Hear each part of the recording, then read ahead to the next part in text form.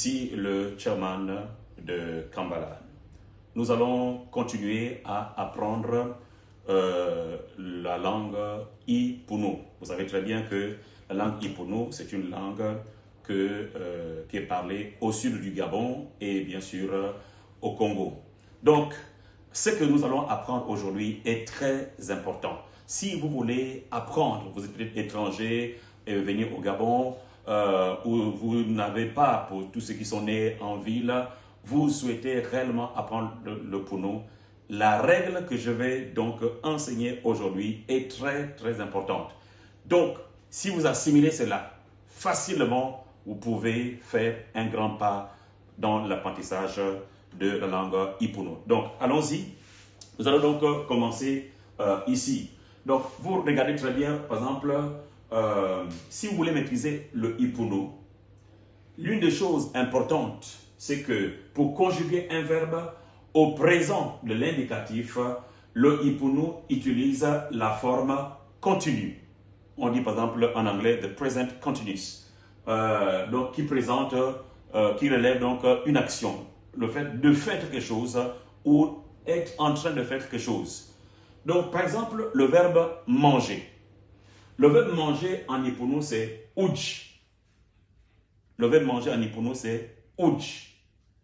Maintenant, lorsque quelqu'un dit « je mange », il va dire « uj nij ». Vous voyez, ça c'est l'action. « Uj nij ». Je mange. Maintenant, nous allons conjuguer ensemble le verbe « manger » en Ipunu. Nous voyons ici « je ». Donc, « uj nij ». Tu manges. « Uj ij ». Il ou elle mange. « Uj age. Nous mangeons uj twitch. Vous mangez uj dwitch. Et il ou elle mange, donc le pluriel, uj beach. Alors, la règle qu'il faut retenir en Ipunu, c'est celle-ci. Regardez, là nous avons ni, i, et, tui, dui, B. Je reviens encore en disant que la règle que nous devons retenir en Ipunu, c'est ni, i, e, tui, dui et b. Donc, si vous retenez cela, la plupart de tous les verbes du premier groupe, vous allez facilement trouver comment il faut les conjuguer. Nous disons par exemple, je mange, uj nij. Tu manges, uj ij. Il ou elle mange, uj age. Vous voyez, nous avons donc notre e. Nous mangeons, uj twitch. Voilà le tui. Vous mangez, uj twitch. Uj luij. Et elle, il ou elle mange, uj beige. Maintenant, si vous voulez, il y a certains qui disent, mais uj nij. Voilà, vous allez précéder donc le pronom avec le pronom personnel. Mais nous, maintenant, il y a la forme contractée. Au lieu de dire mais nous, on dit mais. Mais nous, ujnij, ou bien mais ujnij. Ne ujij. Jandi ujej. Jet ujtuiji. Jenu ujduiji. Et Joe Uji Beach. Alors, pour mieux comprendre cela, nous allons revoir rapidement un autre verbe pour mieux assimiler notre leçon. Nous avons par exemple le verbe marcher ou partir en Ipunu. Quand on dit marcher, wend. Je marche, wend ni wend. Wend ni wend. Ou bien je pars, wend ni wend. Maintenant nous voyons, nous avons ici toujours notre règle est là, ni, i, e, tui, dui, b. Si vous avez déjà assimilé cela, c'est terminé pour tous les verbes en Ipunu. Nous allons aller, je pars ou bien je marche. Uwe ni wendi. Tu marches. Uwe i wendi. Elle marche. Uwe e wendi. Nous marchons. Uwe tu wendi. Vous marchez. Uwe du wendi. Elle ou elle marche. Uwe de wendi. Toujours la même règle est là. Nous allons donc aller un peu plus loin. Maintenant, ici, nous avons un verbe qui n'est pas un verbe d'action. Qui n'est pas un verbe d'action. Donc, c'est le verbe savoir. Alors, le verbe savoir, nous allons trouver toujours notre règle. Ni, i, et, tu, lui, b.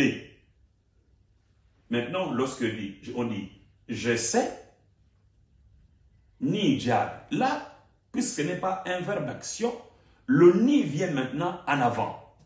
Je connais. Ni diable. C'est le jeu, c'est ni. Te, c'est tu, c'est i. I diabi. Il ou elle est diabi. Nous, tu es diabi. Vous, lui diabi. Et il ou elle, des diabi. Même règle. Il suffit seulement que vous connaissiez le verbe et vous utilisez donc la même règle grammaticale et vous êtes bien sûr en train de parler le ipuno. Nous allons terminer avec le verbe comprendre. Comprendre, oul. Je comprends, ni oul. Ok? Je comprends, ni oul. Je comprends, ni oul. Tu comprends. Tu comprends. Ioul. Même règle. Il ou elle comprend. Eoul. Nous comprenons. Tu eoul. Vous comprenez. Lui oul. Il ou elle comprend. Beoul. Oui, c'est dans le processus. Ils sont en train de comprendre. Beoul. Et finalement, il ne faut pas confondre avec écouter. Comprendre, c'est ni oul. Maintenant, écouter, c'est-à-dire j'écoute. Là, on utilise aussi le verbe oul, mais maintenant, dans la conjugaison, dans la forme de conjugaison, ça va donc changer de forme. Au lieu de dire ni oul, maintenant, j'écoute, puisque là, c'est une action. Vous êtes sur le processus donc d'écouter. Là, vous dites oul ni oul. Mais notre ni est toujours là.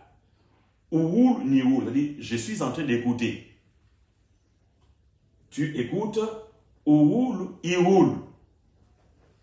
Il ou elle écoute oul et oul. Nous écoutons oul tu oul.